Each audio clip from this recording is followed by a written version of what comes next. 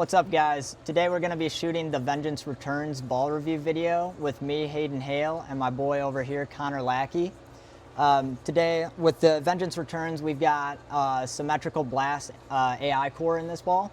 So it's going to come in at 247055 with RB91 being the hybrid cover stock on this bowling ball. So if you like the original Vengeance, this is going to be a nice step down from that ball. It's going to fit in between like the original Vengeance and maybe something a little bit weaker like RST Hyperdrive Pearl maybe. Something in that area. And so today me and Connor are going to give it a look on the lanes and show you guys what's up. Like I said in the intro, we're going to be throwing the Vengeance Returns. For any of you who threw the original Zen back in 2022, I think, this ball is pretty similar shape-wise, but it's a little bit different in the core numbers. And you'll kind of see the difference. It's got a little bit more pop down lane than the Zen, but overall, so far from what I'm seeing from it, I really like it. I've thrown it a little bit before this, so we'll give it a shot here.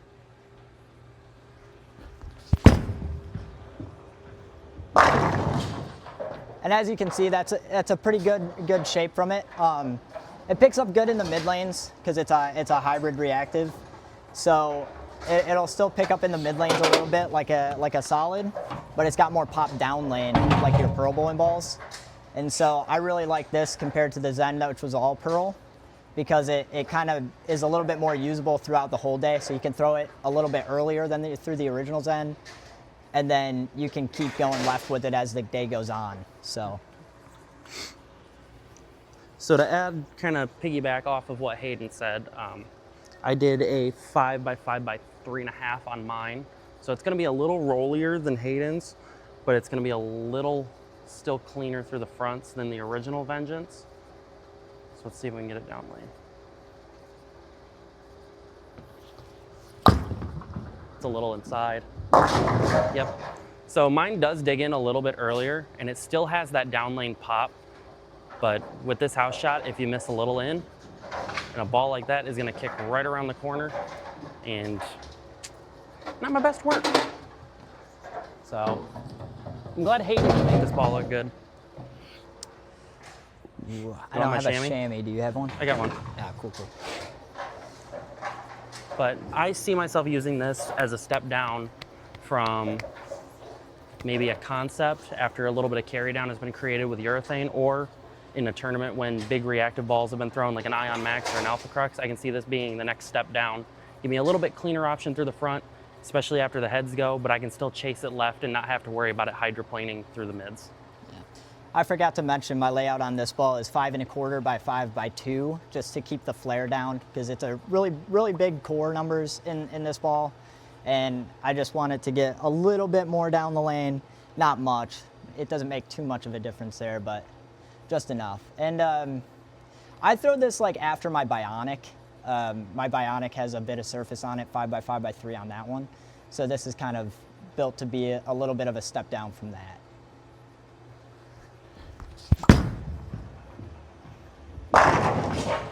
You know, as we can see there, again, it sees the friction, kind of, you know, it's getting through the fronts nice, but it's got a little bit of pop, but it's really just that continuous shape that you like to see out of these type of bowling balls. So I don't think I actually... That ball return's coming back fast. Yeah, your ball looks really good. I don't think my feet were far enough left, so I'm actually gonna make a 2-1 off of where I just was. And I'm gonna give this thing just a little bit more room to the right.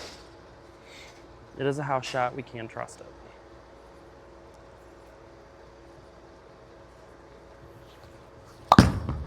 That's much better. That's what you want to see from exactly it. what I want to see right there. Gets through the fronts nice and easy, but it also gets down lane, and instead of making that big angular motion that you would see out of something weaker like an IQ Sapphire, you would see a little more forward motion, still got that continuation. Yeah, and then this is just house shot, so you're seeing it, you know, probably pop a little bit more than maybe on a like a higher volume sport shot. So far, I've thrown this ball because I've had it for a little bit. so far I've seen this ball on Sport Shot be, like I said, just a really good step down from even a big ASIM. You know, it's got enough of a differential to where it'll pick up, you know, game 2, maybe game 3 is the time that you throw it most. For anybody who bowls in college, I think this is going to be a great ball for the college patterns as they start putting out more volume too. I think it's just like perfect ball shape for that. I threw my Zen a lot in college, and that's why, you know, this might be something you want to look at. Oh, I got a little bit too far around it.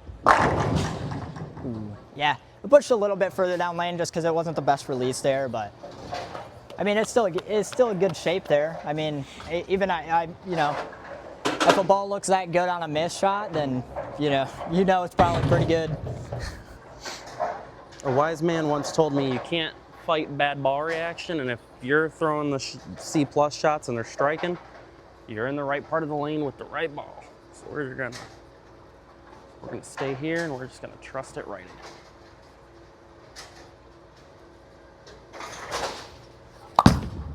That needs to push just a little.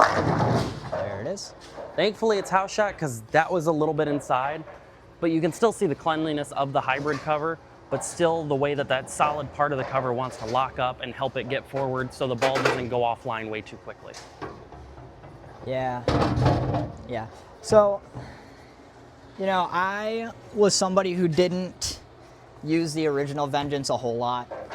The original Vengeance was just a little bit too much ball for me for the way that I like to play the lanes. It was good on a lot of stuff. Like a lot of stuff it was good on, but for me I just saw it a little bit too early. So I think that this ball, being that it is a hybrid, being that it does come polished with the Power Edge, I think it's just a really good addition to the 900 Global line, and I think a lot of people will love this bowling ball. See, I missed that one in, and it should sit. Ah. Nope, it didn't sit. But you know, I've never been one to really have too much miss left a whole lot. So I think the difference between mine and Connor's is that my ball being a little bit closer to that pin, closer to the center of grip, I mean, it just gets through the fronts a little bit more, so it has a little bit more energy down lane. So when I'm in, it comes a little bit harder off the spot. So I think Connor's is a better show of when it misses in the oil than mine would be. But if I get mine out, has no problem getting back. And that's something really good about this bowling ball. And the one thing that we did keep in mind with this drilling was my one-handed layout on my original 2021 Zen. That was still my favorite ball till this day, and I really believe this may kick the Zen out of my favorite ball of all time. That's an ace right there. I can't throw it better than that. That was dead over my target, good ball roll, and it's not like these things are going light or heavy. They're all going dead flush, splitting the 8-9, getting right into that bowl U entry angle triangle, and it's exactly what I want to see out of this type of ball. Yeah. I mean, the one shot you saw me 4-pin with, that was 100% my fault, but I know it's still getting to the pocket, and it's not leaving anything bad. It's breaking up all the stuff that you don't want to leave. So, I mean, again, just a very useful ball.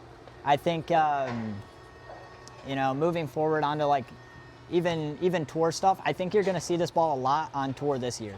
For the 2027 season, I think the national players are going to throw this a lot. I think there's a reason for that, is because it gets down the lane and it's still not, you know, popping too hard off the spot. It's just a good shape to have.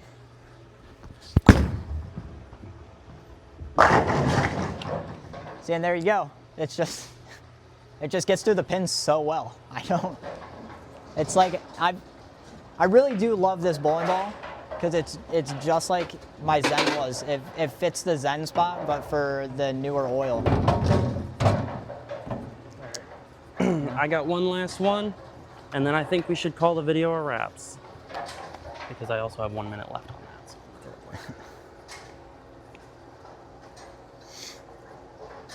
So we're gonna stay there and just throw a good one. You better throw a strike to end it. I'm gonna try.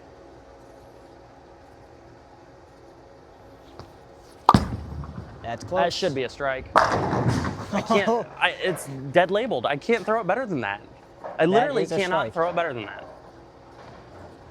But no, I see this ball being a very versatile piece in everyone's bag, from a high rev two-hander to someone who actually likes to play down and in, especially on a house shot or at houses with a little more friction. This ball's gonna give you the length to actually be able to get a little left while still maintaining the energy through the pins and giving you a little bit of miss room to the right. That way, if you miss right, it doesn't overhook early. Still gives you a little bit of length, but also comes off of it a little harder than a typical solid.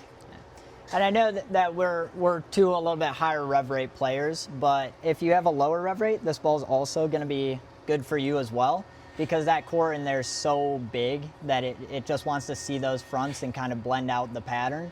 So if you have a little bit lower of a rev rate, you can, you know, play a little bit further right on there and it'll hit the friction and kind of just blend off of it. So I think it's a really unique bowling ball compared to what else we have in the line right now. Like, I know we have a Bionic, which is very similar in core numbers, but this ball being, you know, polished really, really makes it something different. I think you can have a Bionic and a Vengeance returns in the bag, even though they're both hybrid and they both have similar core numbers. I really think that they're two different bowling balls. So if you were worried about, like, hey, maybe, you know, I have a Bionic and, you know, I don't want to, you know, have a Bionic and a Vengeance returns in the bag, they're two different bowling balls. And I'm someone who threw the Bionic a lot when it came out, and I throw it a lot on house shots and stuff where I need blended out. But like right after the Bionic, you can just hop right into this, get left with it, and just let it keep doing the same thing, just a little bit more down the lane. And I think they knocked it out of the park with this bowling ball. Like, I really think that this is one of the best bowling balls in the 900 Global line right now. I think it's one of the best balls in the Storm line. I wouldn't even consider just 900 Global. I think this is one of the top, I think it's at least top 3 out right now. Bionic, it's hard to match that one, and obviously you got greats like the IQ Tour and the Phase 2.